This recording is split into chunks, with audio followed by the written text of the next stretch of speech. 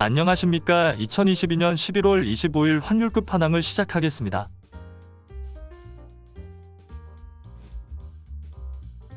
달러 인덱스가 106.03에서 105.75로 0.22% 하락하면서 세계 주요 통화 대비 약세를 보였습니다. 미국 증시는 추수감사절을 맞아 24일 휴장했습니다. 달러 인덱스는 전일 FOMC 의사록에 나타난 금리 인상 속도 조절 언급 영향으로 약세 흐름을 이어갔습니다. 그 밖의 이슈로는 첫 번째, 한국은행 금리 인상이 있습니다. 한국은행은 0.25% 금리 인상을 결정하면서 기준금리가 3.25%가 되었습니다.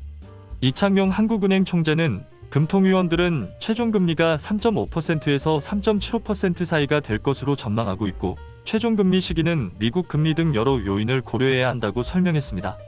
또한 물가가 목표 수준인 2%로 충분히 수렴하고 있다는 증거가 확실하게 나와야 금리 인하에 대한 논의가 시작될 것이고, 지금 금리 인하는 시기상조라고 말했습니다. 두 번째, 중국 지준율 인하 가능성이 있습니다. 중국은 제로 코로나 정책이 강화됨에 따라 부동산 시장 및 경기 침체로 인한 유동성 문제가 심화되면서 22일 리커창 총리는 적시의 지준율 인하 등 통화정책 수단으로 유동성을 여유있게 유지할 것이라고 밝혔습니다.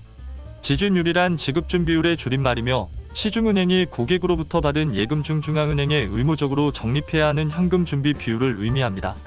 지준율을 인하하면 시중은행은 자금의 여유가 생기면서 더 많은 유동성을 공급할 수 있는 대표적인 통화 완화 수단입니다. 11일 부동산 위기 극복을 위해 기업들의 은행 대출과 채권 상환 기간을 연장하는 걸 골자로 16개 조치를 발표했는데, 이 조치가 실행되려면 시중은행으로선 자금이 필요합니다.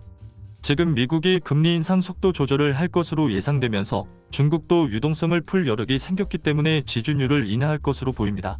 세 번째, ECB 의사록이 있습니다. 유럽중앙은행인 ECB가 10월 의사록에서 얕은 침체일 경우 긴축은 지속돼야 하지만 깊은 침체가 있을 경우 통화 긴축은 일시 중지할 수 있다는 입장을 밝히면서 유럽도 금리 인상 속도를 조절할 수 있다는 것으로 해석되고 있습니다. 다만 24일 파이낸셜 타임즈에 따르면 ECB 이사 중 한 명인 슈나벨은 금리 인상폭을 0.75%로 유지하는 것을 선호한다고 밝혔기 때문에 12월 15일 유럽의 금리 인상폭에 주목할 필요가 있습니다. 현재 시장에서는 ECB가 12월 0.5% 금리 인상을 할 것으로 전망하고 있습니다. 미국 연준은 노동시장이 둔화되거나 약간의 경기 침체를 감수하더라도 물가 상승률이 2%로 내려올 때까지 금리 인상을 하겠다는 의지를 보이고 있기 때문에 물가가 하락할 조짐이 보이지 않을 경우 금리를 계속해서 인상할 가능성이 높습니다.